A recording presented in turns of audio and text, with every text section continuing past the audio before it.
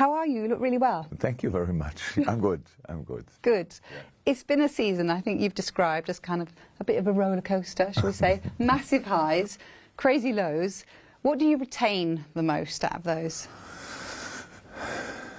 It's long ago that I wasn't a proper roller coaster, but I think it was more fun than this season. But yes, it is, and it was. It's true. What do I make of it? Nothing yet. I would like to play the rest of the season and then see how we will and where we will end up. But consistency is obviously the most important thing in football, and that's we couldn't show that for most of the season, and that was a real problem. And that's why we are where we are. We on our day. We can still beat pretty much anybody, but obviously this year we could lose about anybody against anybody as well, which is weird.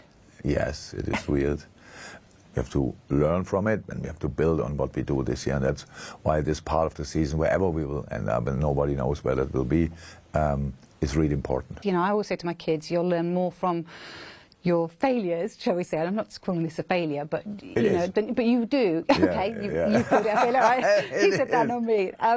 So have you learned more from your players this season than you have in any other season?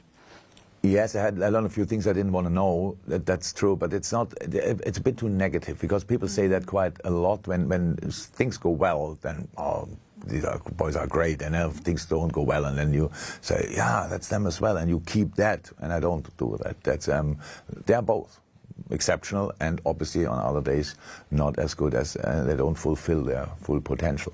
So yes, of course we saw a few faces this year where I thought, okay, who's that? Same shirt, same number, same name, same face, a completely different player. We had that. We had these moments definitely, but. That's it now, and pretty much all of them found their feedback, and that's good, and it's fine. So in the long term, it's part of development. It is. Nobody has this famous speech from Michael Jordan when he speaks about how often he missed a shot, how often he missed a decisive shot, how often he took them, how often he missed them, and all these kind of things. And when he says that made me the player I am. So. And that's exactly how it is with us as well.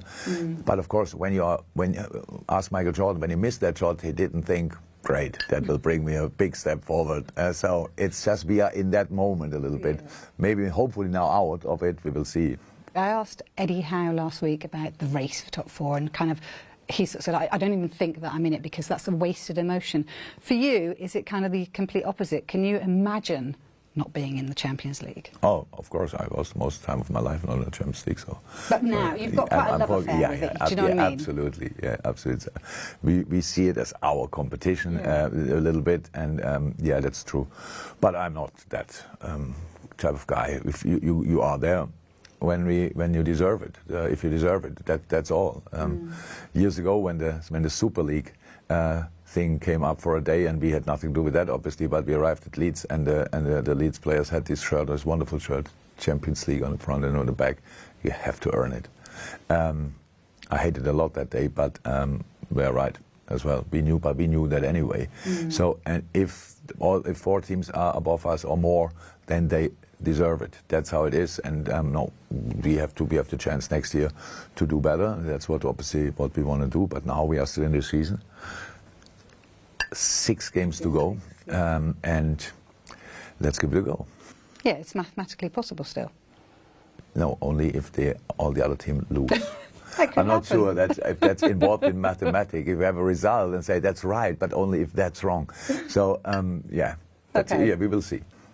I know you had a chat with J.W. Henry. How did it go? Good. He's a good guy. Good. Yeah. Is it going to be important for you to do your business early? You know, you talk about that pre-season. I find it really funny what probably the expectations are from a talk like this, that I sit there and put my ideas on the table. Don't you? And John just said, yeah, how much is this, how much is that, how much is this? So it's not like this. It's we have a really good relationship. He's a really good guy, cares a lot about us, and yeah, we will do business. And I understand that sort of football is crazy, was always crazy. It means that everybody expects, okay, Liverpool is not doing well. Means they need 5, 6, 7 players bringing in. So I feel a little bit for Chelsea, to be honest, because it's not going well. I think they're a top team. But on the other side, it's good. It's good to see you cannot just bring top players together and think it works out. You have to build a team. And that's what the guys there obviously underestimated and gave their coaches a nearly impossible job to do. You cannot have 2 dressing rooms. You cannot train on 2 pitches. You have to create relationships. You have to create team spirit. And that's the only reason why I'm a little bit happy about it, because Chelsea will be fine in the end and they will be incredibly strong next year. But this is just as an example on highest level. No, we cannot do it like that. That's not. And that's what we will not do. We will not just. It's not about splashing the cash. You have to bring in the right players and build a new team. So this team wrote a sensational story. Well, now we start a new one. That's it. So just a few players for you, not masses, just we will see. We will see. Okay. Very final question. Booked your holiday yet? Because obviously 29th of May comes around. There's no World Cup. There's no Euros. Has Ula got the bags packed? No, not at all. We go to Germany because we will be grandparents in the summer, and a week before the end of the season, hopefully, I mean, if everything goes well, and then we have proper grandpa and grandma holiday, first time in our life, and I can't wait, to be honest. Congratulations. Thank you. Lovely. Grandpa. Yeah, yeah. It's grandpa and Ulla, because Ulla doesn't want it, but I couldn't care less. She's denying the grandma. Ulla, she's Ulla, and I'm the grandpa. It's fine. I feel her pain. Okay. Lovely to see you as always. Thank you.